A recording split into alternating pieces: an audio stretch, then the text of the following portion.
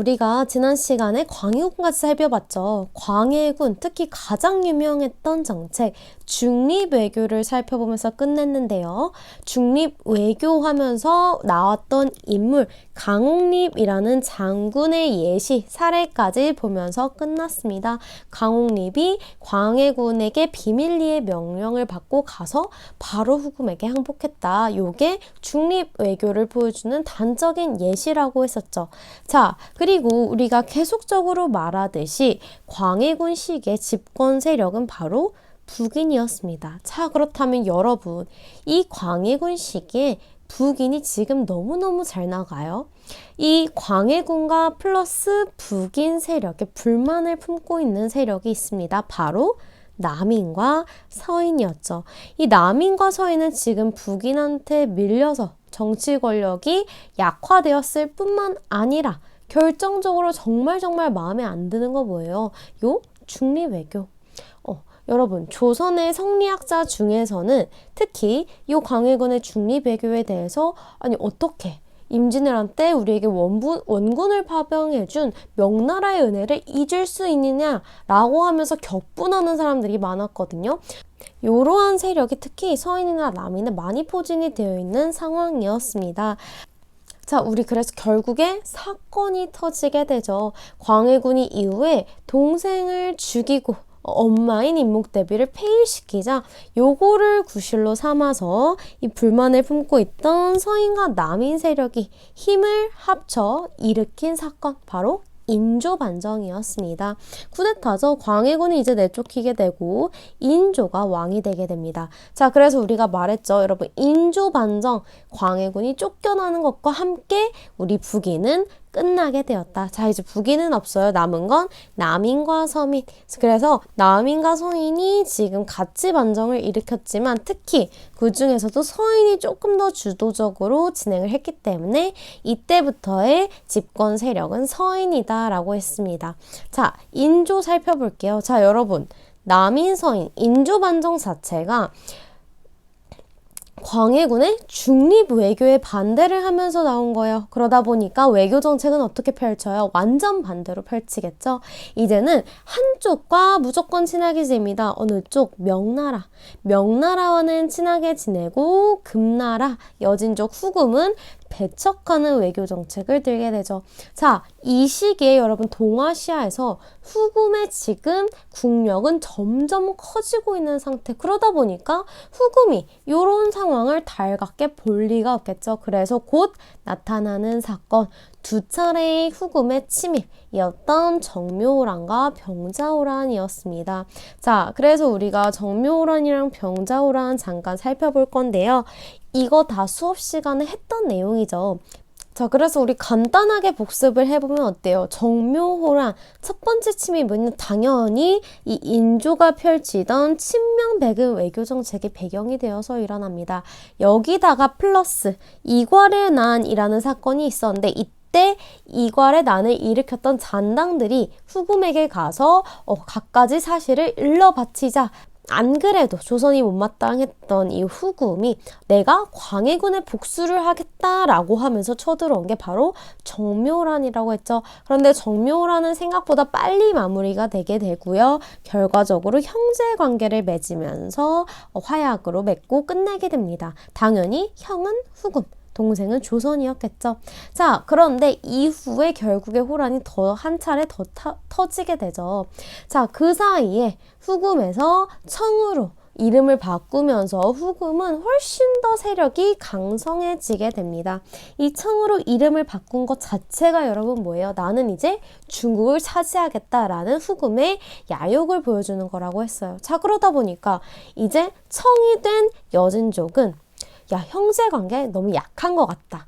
이렇게 우리가 동아시아에서 위력이 강한데 군신관계, 임금과 신하관계 정도는 돼야 되지 않을까 하면서 우리나라에게 군신관계를 요구하게 되죠. 자, 그래서 우리 조선이 이런 군신관계 요구를 받았을 때 입장이 두 개로 나뉜다고 했습니다. 여기서 나오게 되는 논의가 바로 척화론과 주화론이에요. 자, 여러분 이 척화론과 주화론 같은 경우는 무조건 병자호란 과정에서 나온 논의입니다. 병자호란 과정에서 나온 논의. 자, 그래서 척화론, 주화론 이름만 봐도 이들의 주장이 무엇인지 알 수 있을 것 같아요. 척화론 뭐예요? 화의를 맺는 것을 배척한다는 겁니다. 화의를 배척하니까 당연히 화의를 반대하는 쪽이고요. 반대로 주화론 같은 경우는 화의를 주장한다는 거예요. 화의를 찬성하는 쪽이겠죠. 자, 이 둘의 주장은요, 각각 한 가지 단어로 우리가 정리를 해볼 수 있다고 했습니다. 각각 포인트가 되는 단어가 있죠. 척화론 같은 경우는 화의를 왜 반대하냐? 이들은 성리학적 명분론을 중시하는 사람이기 때문입니다. 명분 기억해 주세요. 혹은 의리로 이들의 주장을 압축해서 표현할 수가 있어요. 자, 이들이 화의를 반대하는 이유는 이렇습니다. 계속 이어져 오는 거죠. 야, 임진왜란 때 명나라가 우리한테 원군 편방해 준 거 기억 안 나냐? 명나라는 전통적으로 우리의 부모의 나라다. 어떻게 저런 오랑캐랑 굽히면서 화의를 맺을 수 있느냐? 군신관계 절대 받아들일 수 없다. 특히 이런 군신관계 요구 반대했던 것이 이 척화론의 주장이었습니다. 반대로 살펴볼게요. 주화론. 이들은 뭘 중요시했을까요? 바로 현실적인 거. 현실적인 실리를 중시했던 애들이 바로 주화론입니다. 자, 이들 주화론이라고 당연히 청나라를 동경하거나 좋아하는 게 아니에요. 하지만 지금 상황을 정말 현실적으로 보아하니 청해의 국력은 너무너무 강성하고 쟤는 힘이 너무 세고 우리는 지금 이걸 버틸 만한 힘이 없다. 지금 당장은 일단 화의를 하고 나중에 더 힘을 키워서 뒷날을 도모하자라고 했던 게 주화론의 주장입니다. 자, 그런데 처음에 이런 청해 군신 관계가 요구되었을 때는 어떻게 돼요?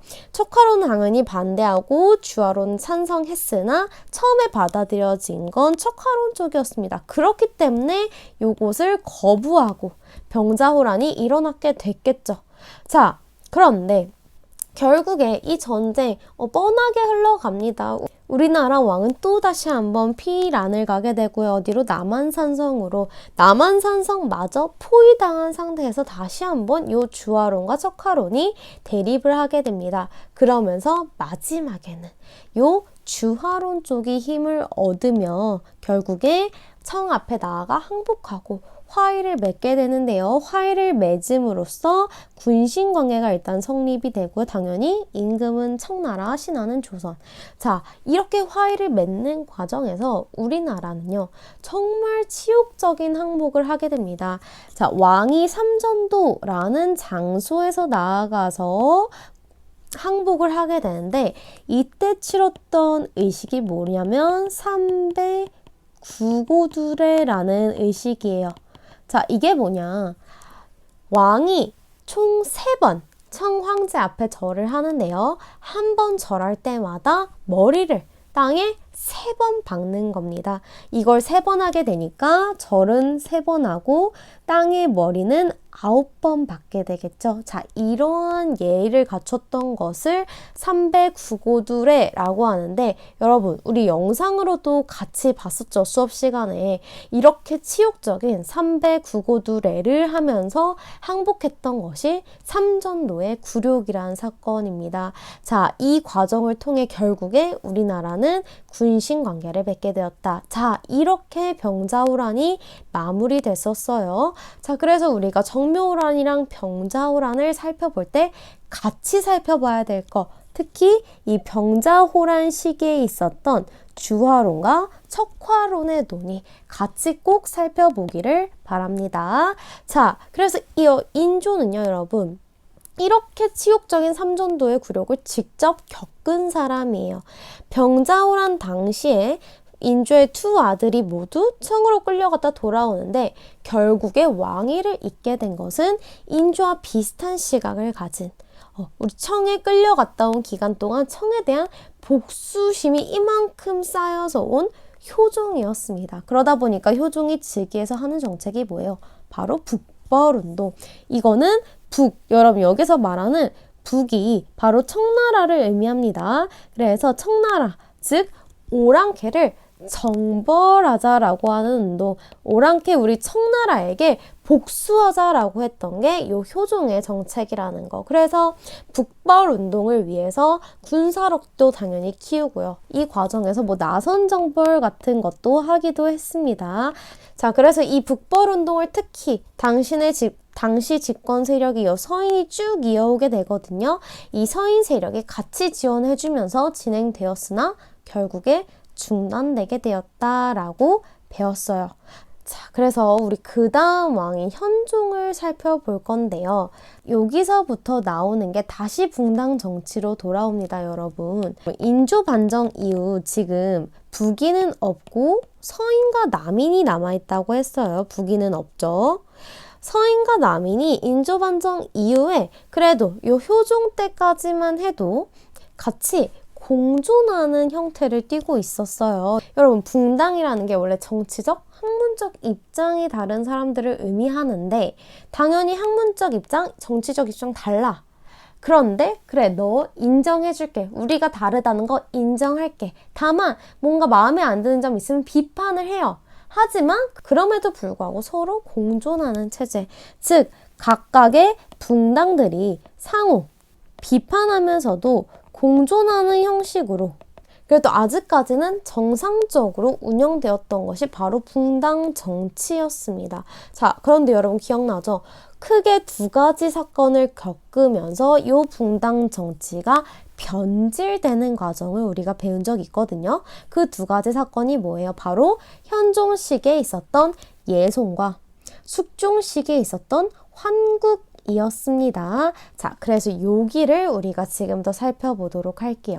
자, 먼저 예송입니다. 여러분, 예송이 뭐였어요?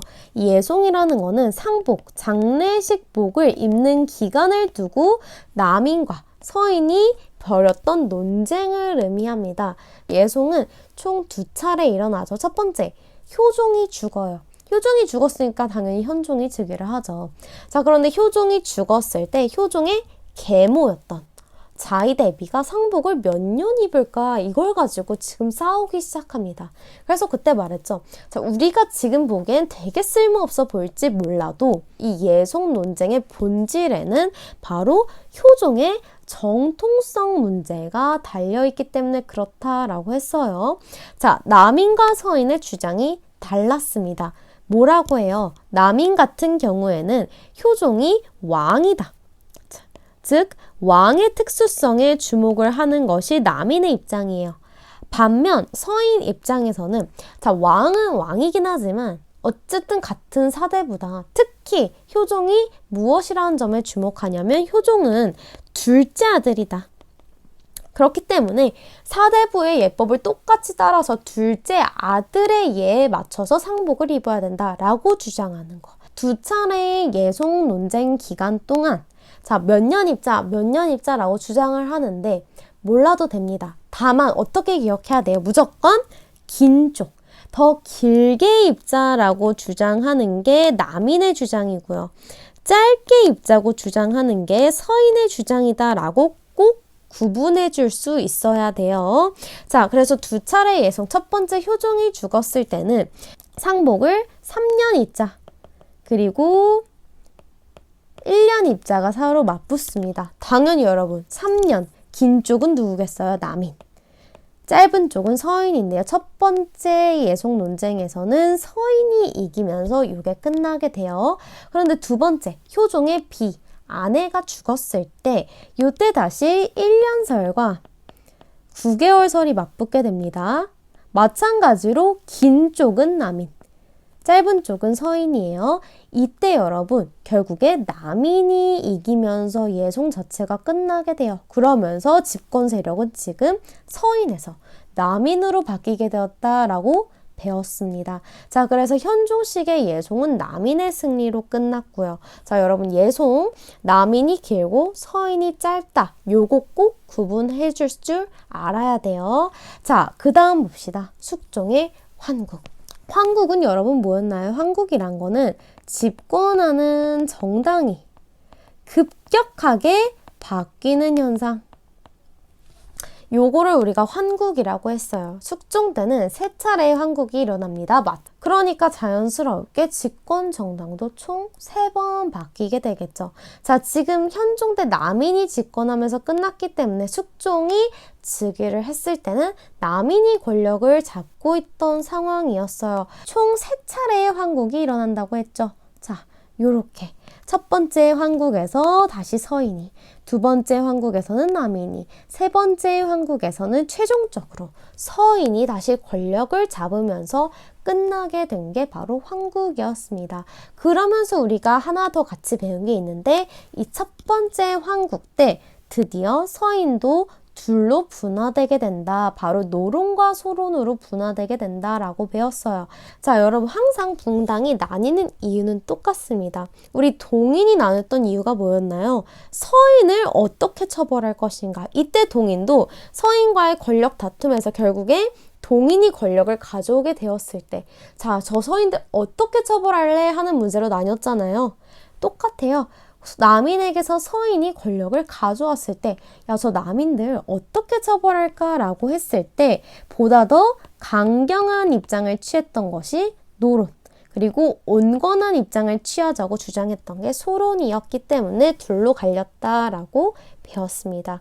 자, 그래서 우리가 지금 길게 말했지만 예송과 환국 거치면서 붕당 정치가 변질되게 되었다.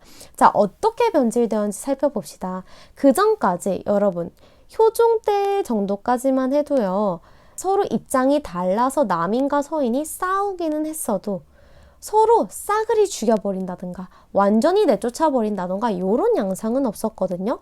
그런데 자, 이런 예송과 환국이 끝나고 나니까 지금 일단 한 당이 집권하게 되면은 반대편 상대당을 막 숙청하고,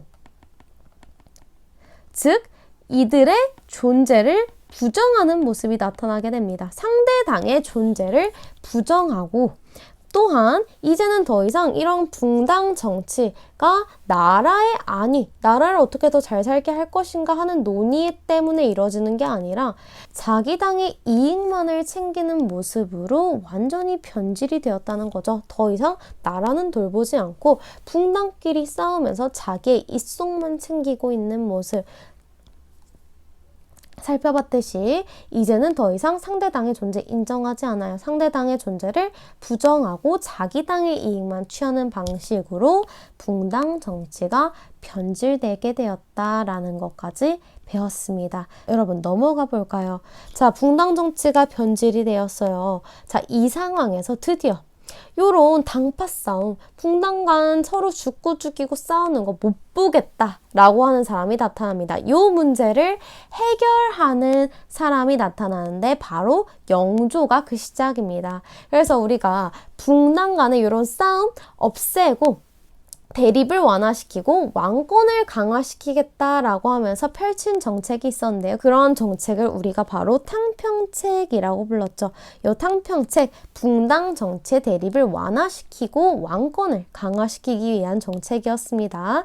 그래서 우리가 2명의 왕, 이때 영조, 정조 모두 탕평책을 실시한 것을 배웠는데요. 특히 이 2왕은 성군이었고 정말 그 자체로 한 업적이 많기 때문에 정책들 꼭 외워달라고 말했었어요. 먼저 영조부터 봅시다.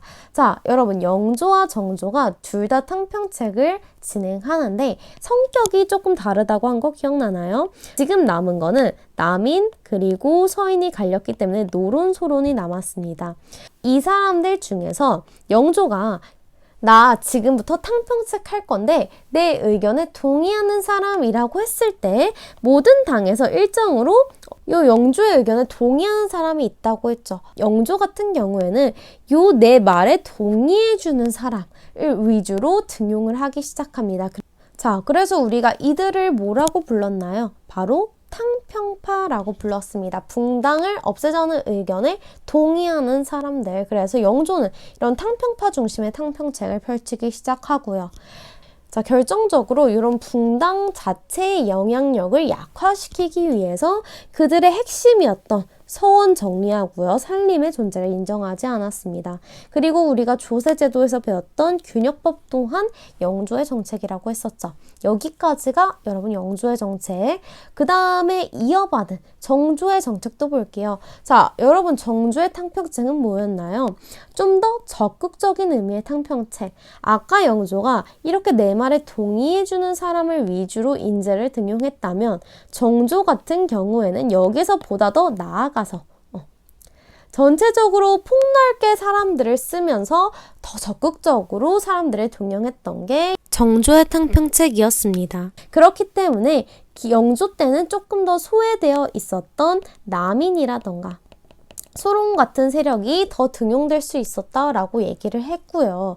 특히 여러분 정조는 왕권을 강화시키기 위해서 두 가지 기구를 만들었다고 했어요. 자, 왕권 강화를 위해 자신의 왕권을 뒷받침할 수 있는 기구를 만드는데 첫 번째, 정치기구로서 규장각을 만들고요. 정치기구로서.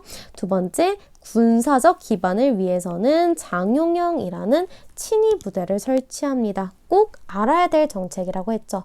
자, 그리고 신도시인 수원, 화성 건설했고요. 후에 나중에 수도 이전할 계획까지 있었다고 했죠. 실행하진 못했으나. 그리고 상공업 진흥을 위해서도 힘쓴 왕이 바로 정조였습니다. 자, 이렇게 영조와 정조, 탕평책을 실시한 아주 강력한 왕들이었어요. 그러다 보니까 이 두 왕의 시기에는 자연스럽게 왕권이 매우 강화되었어요. 간혹 질문하는 친구들이 있는데요. 이 남인과 노론, 소론, 영조와 정조 때 없어진 게 아닙니다. 없어진 게 아니라 얘네는 끝까지 있는데 이 영조 때부터는 강력한 탕평책의 실시로 왕권이 정말 강력해졌기 때문에 이러한 붕당의 영향력 자체가 매우 약화되었고요. 왕권이 강해지면서 이들의 대립 자체가 왕권으로 인해 꾹 눌려 있었던 상황이란 거죠. 그래서 이들이 눈에 띄게 대립을 하지 못했고 그렇기 때문에 우리가 이들의 탕평책이 성공적이었다라고 말할 수 있는 거예요. 자, 그런데 여러분 영조와 정조의 이런 탕평책은 한계점이 분명히 존재했습니다. 뭐라고 했었어요? 자, 이런 붕당 간의 대립이 정말 사이가 좋아져서 없어진 게 아니라 사실은 강력한 왕권으로 일시적으로 눌러놓은 것에 불과했다는 것이죠. 자, 그렇기 때문에 우리 정조가 생각보다 여러분 일찍 세상을 떠나게 되잖아요. 이때 어린 나이의 순조가 즉위했을 때 왕권이 갑자기 확 약화되기 시작한다고 했습니다. 정말 모순적이게도. 이제는 우리가 예전에 본 것처럼 갑자기 뭐 남인노론, 소론 이렇게 나눠서 싸우지는 않지만요. 새로운 양상이 등장을 하기 시작하죠. 바로 세도 정치라는 거. 어린 나이에 왕이 즉위를 하자 특정 외척 가문 세력, 엄마, 왕비 쪽 세력이 권력을 잡고요. 이들이 집권 세력이 되어서 왕을 허수아비처럼 휘두르기 시작합니다. 이게 바로 세도 정치의 모습이었죠. 자, 그래서 여러분 우리가 이 시기에 순조, 헌종, 철종 요 3명 왕의 시기를 우리가 세도정치 시기라고 부르는데요. 이때는 왕권이 아주 약했던 시기다라고 배웠었습니다. 그래서 여러분 이때는요. 사회 문제도 많이 나타나게 돼요. 자, 겹쳤는데 글씨는 보이죠? 같이 볼게요. 자, 일단 세도정치 시기예요. 세도정치 시기에 여러분 뭐라고 말했어요? 출세를 하고 싶으면 더 이상 중요한 거는 내가 얼마나 능력이 있냐 이런 게 중요한 게 아니라고 했죠. 줄타기, 뇌물 바치기 이런 걸 잘해야 되는 시기예요. 세도정치 시기. 정치는 지금 부정부패하고 있고요. 그러다 보니까 밑에 있는 농민들 당연히 살기 힘듭니다. 나타나는 거 삼정의 문란 같은 거. 여러분 삼정이 뭐였어요?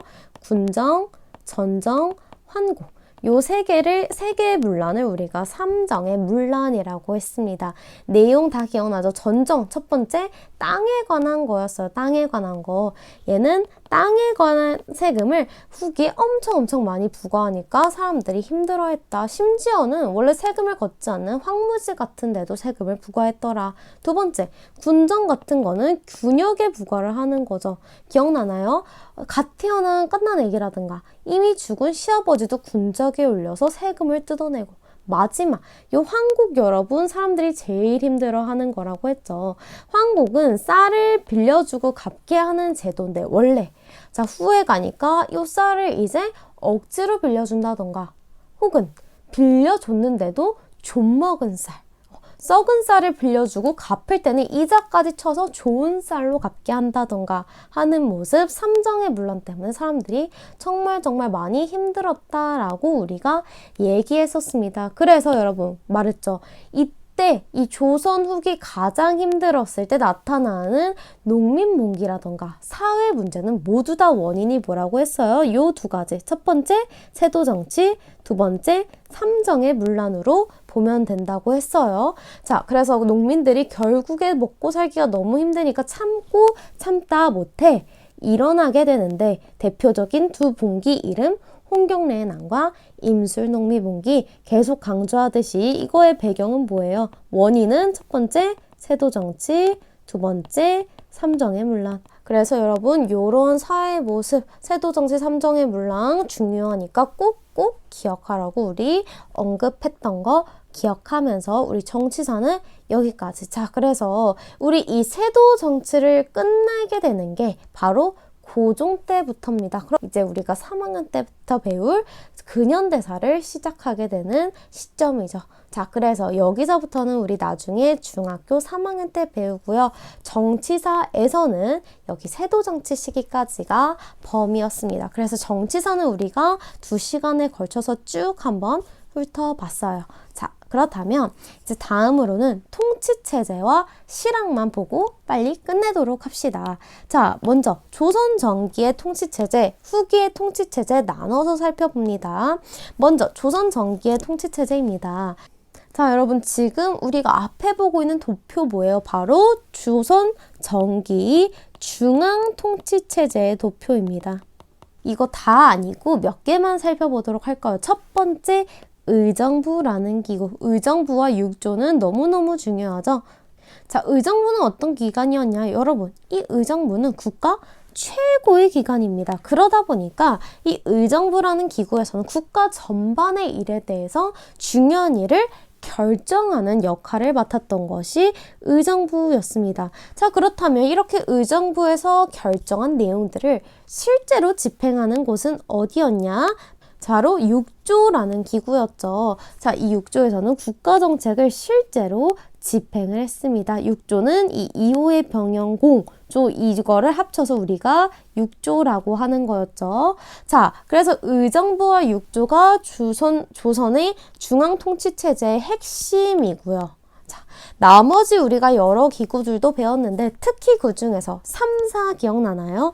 사헌부, 사관원, 홍문관 이 세 개를 통틀어서 우리가 3사라고 불렀습니다. 여러분 사헌부 관리의 비리를 감찰하는 데입니다. 사관원, 왕이 올바르게 정치하도록 일깨워주는 역할을 해요. 홍문관, 왕에게 조언을 해주는 곳입니다. 자, 여러분 이런 사헌부, 사관원, 홍문관 역할을 일일이 다 몰라도는 되지만 알아야 될 건 뭐예요? 이 3사가 통틀어서 했던 기능, 역할이 뭐였냐? 바로 권력의 독점과 부정을 방지하는 역할을 했다라고 배웠어요. 그래서 왕이 독단적으로 뭘 하려고 한다던가 하는 거를 요 3사에서 막는 역할, 독점과 부정을 방지하는 역할을 했다는 거죠. 그래서 여러분 이 3사에서는 정말 학식이 높고 똑똑하고 특히 청렴한 사람들이 많이 가야 되는 자리라고 했어요. 그러다 보니까 누가 많이 갔냐? 초반에는 살인들이 많이 진출을 했습니다. 자, 그래서 3사 꼭 기억하도록 하고요. 나머지 기구 중에서는 2가지 정도만 알아보도록 할 텐데 여러분들이 모두 너무너무 잘 아는 기구입니다. 첫 번째, 의금부. 여러분 사극에서 정말 많이 봤죠? 의금부가 가서 뭐예요?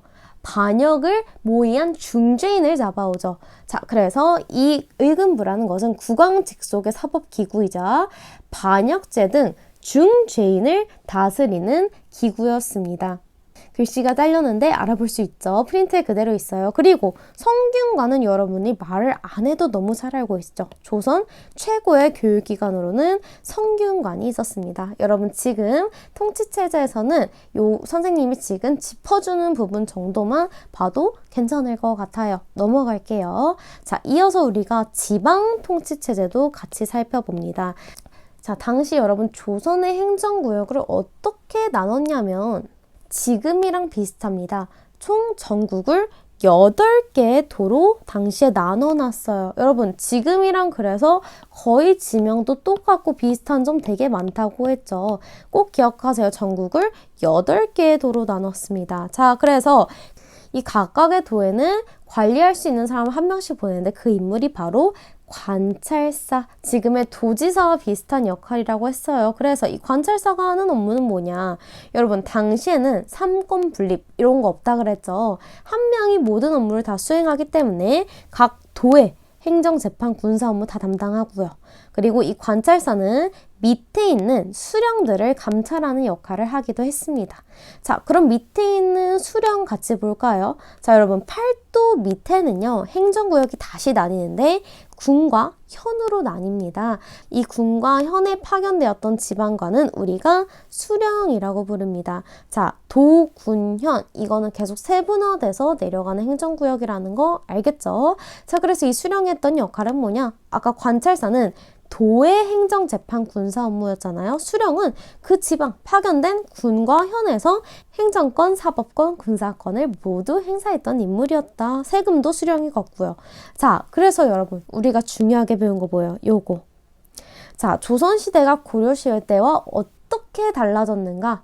배웠습니다. 여러분 고려시대는 조금 더 미숙한 사회여서 전국의 모든 곳에 지방관을 파견하지 못했어요. 일부 몇 개만 파견을 해두고 그 주위 지역까지 걔가 다 다스리게 했단 말이에요. 자, 그런데 조선은 조금 더 이제 중앙 통치력이 강화되어서 고려시대와는 달리 전국의 모든, 여러분 모든의 별표, 모든 군현에 수령을 파견한 것이 조선시대였다라고 배웠습니다. 고려시대와 달라졌던 점. 자, 그렇다면 이 수령이 다스리는 군현 지방, 지방행정에 참여했던 사람들이 또 누가 있었는지 우리가 같이 봤는데요. 요 수령이 다스리는 군현 지방은 요렇게 같이 관리를 하고 있습니다. 수령이 당연히 총책임자가 되고요. 그 외에도 우리가 향리와 유향소를 같이 배웠었는데요. 수령의 역할은 우리가 봤고 향리를 보면요. 이 향리는 수령을 옆에서 보좌해주고 옆에서 실질적인 행정 업무를 담당하는 역할을 합니다. 수령을 보좌하는데 이 향리도 우리 고려시대와 달라진 점 중요하게 배웠어요.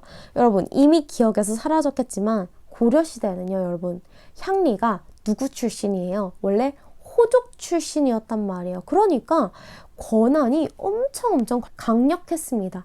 말이 향리지 거의 그 지역의 실질적인 권력자였단 말이에요. 그런데 여러분 조선시대로 오니까 어떻게 돼요?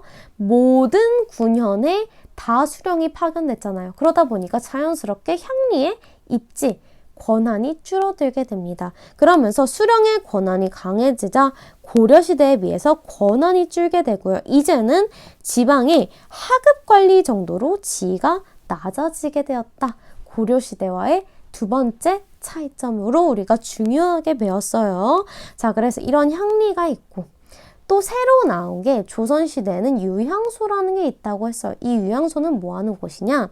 지방 양반들이 모이는 곳이에요.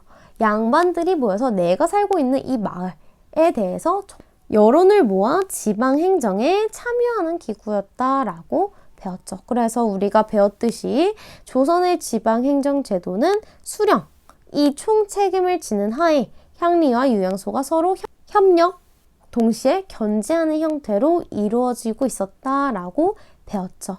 자, 그래서 우리가 지방행정제도까지 살펴봤고요. 자, 이제는 후기로 넘어올 건데요. 후기 때 우리가 딱 3가지 중요하다고 배웠습니다. 비변사, 훈련도감, 소고군. 통치체제에서는 그랬죠. 빠르게 살펴볼게요. 자, 조선 후기로 가면 이제 비변사라는 새로운 기구가 나옵니다.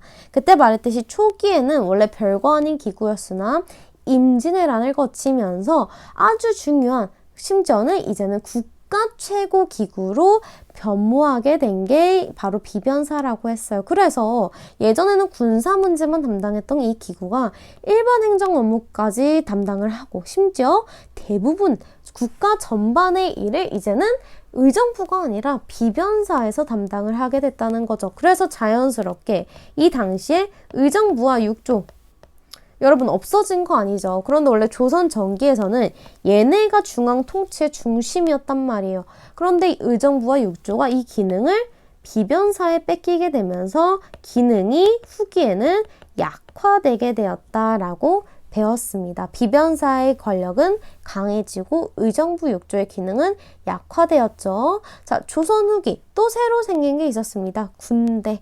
둘 다 임진왜란 시기에 생긴 거예요.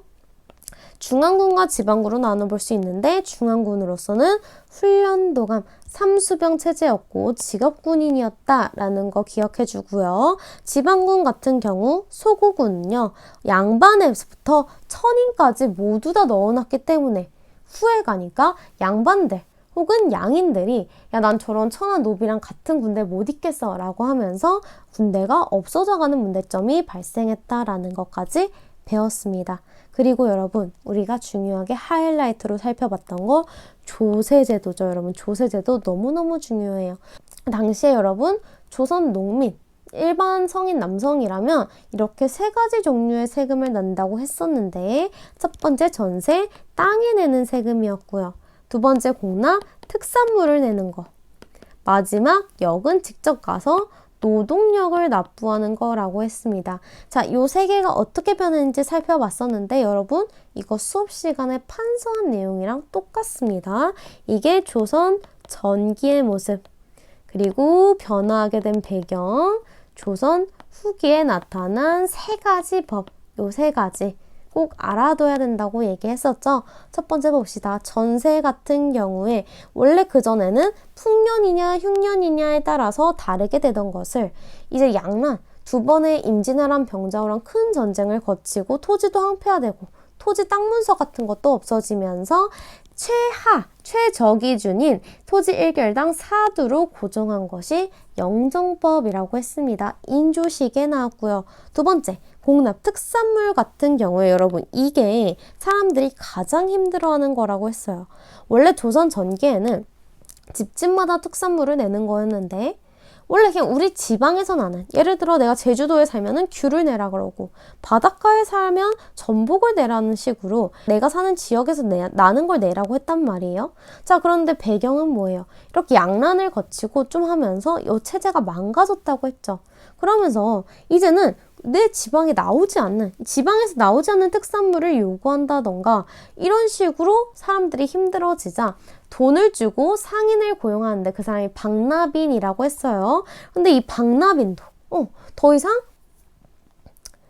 수령과 뒷거래를 하고 부정부패하기 시작하면서 야 원래는 10만 원이면 해결될 거 1000만 원 아니면 안 해줘 안 받아 라고 하면서 박납의 폐단까지 생겼던 거 기억나나요? 자, 그래서 이러한 문제가 있다 보니까 나온 거 대동법이었다고 했습니다. 여러분 이 대동법 백성들이 가장 좋아했다고 했죠. 그래서 이제는 더 이상 특산물을 내는 게 아니라 토지 1결당 12두씩 이런 식으로 쌀이나 동전으로 대신 납부했던 것이 대동법인데 땅을 가지고 있었던 양반들이나 높은 집안 사람들의 반대가 너무너무 심했기 때문에 광해군 시기에 시작해서 숙종 때까지 거의 100년에 거쳐서 완성된 게 이 대동법이었다라고 했습니다. 자, 마지막 균역법 볼게요.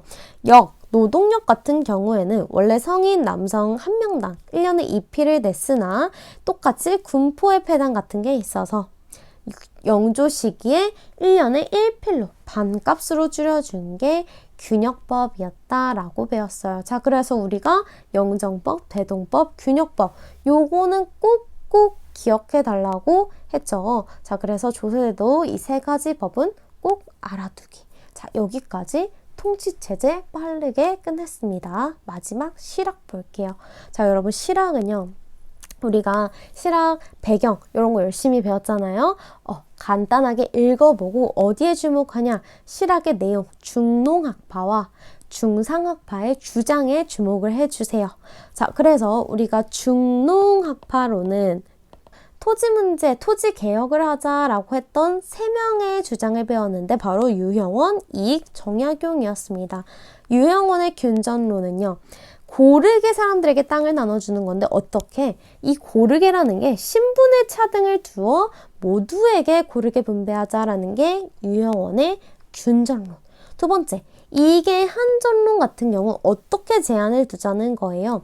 생계를 유지할 수 있는 최소한의 토지를 설정하고 팔지 못하게 하자. 즉, 최저 기준, 요만큼은 무조건 가지고 있어야 된다라고 설정한 것이 한전론. 그래서 그 최소 기준만 가지고 있다면 돈이 많아서 더 가지겠다. 이런 것은 제한하지 않았습니다. 이게 한전론이었고요.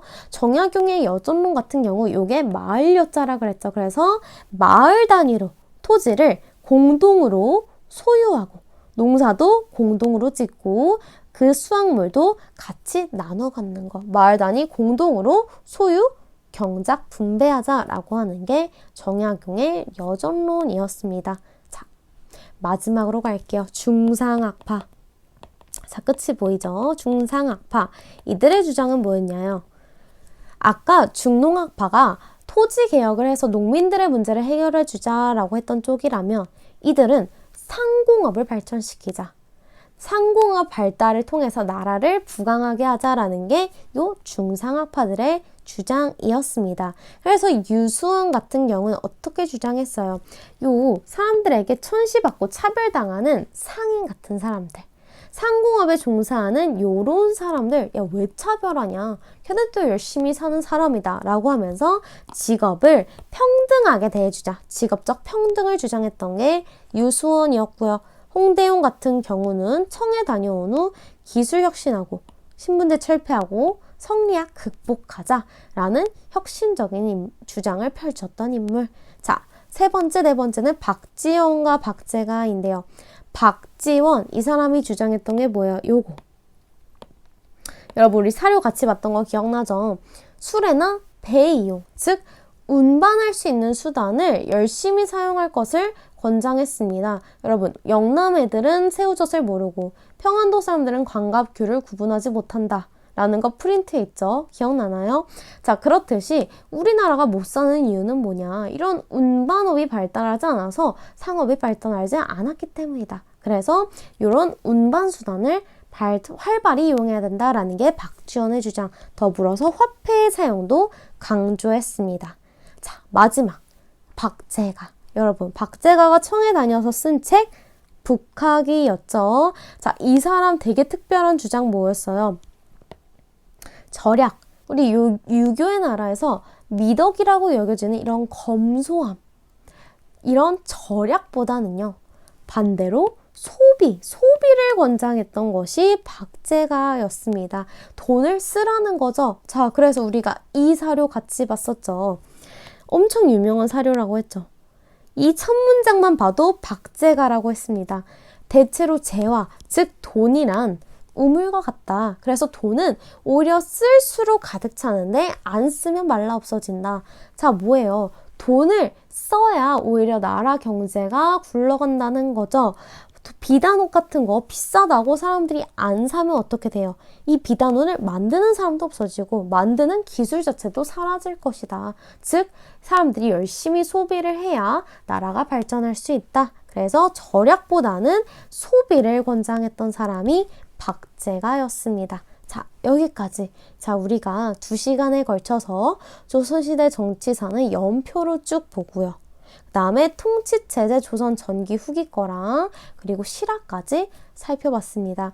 여기까지가 여러분들이 한 학기 동안 배운 조선시대의 끝이고요.